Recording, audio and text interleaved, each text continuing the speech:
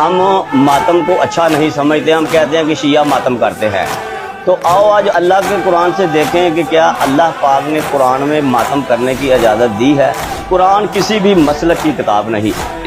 سورۃ نساء ہے، 6واں پارہ ہے، شروع ہی یہاں سے ہوتا ہے، 6 پارے کی پہلی آیت ہے، لا یحب اللہ الجہر بالسوء من القول الا من ظلم۔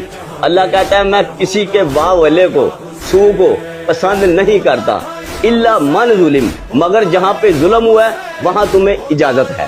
اور میرے بیٹا یہ قرآن ہے، سب کو پتا ہے کہ کربلا معلیٰ میں امام پاک حسین علیہ السلام کے ساتھ ظلم ہوا ہے۔ تو میرے بیٹا جب قرآن اجازت دے رہا ہے کہ الا من ظلم، کہ جہاں پہ ظلم ہوا ہے وہاں ماتم جائز ہے تو ماتم کرنا چاہیے بنص قرآن، یہ قرآن نے کہہ دیا۔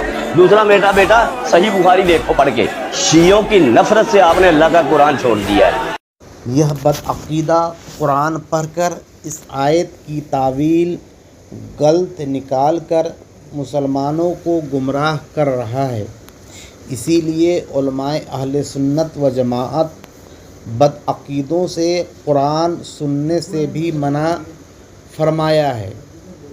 اس آیت میں اللہ تبارک تعالیٰ کہتا ہے، اللہ پسند نہیں کرتا ہے کہ کوئی کسی کو اعلانیہ برا کہے، مگر جو مظلوم ہے۔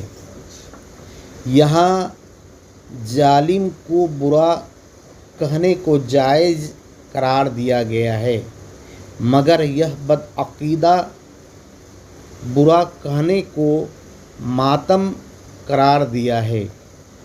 برا کہنا لعنت کرنا ہے، جیسے اہل سنت و جماعت یزید پر لعنت کرتا ہے، نہ کہ اپنے جسم کو کاٹنا اور پیٹنا ہے۔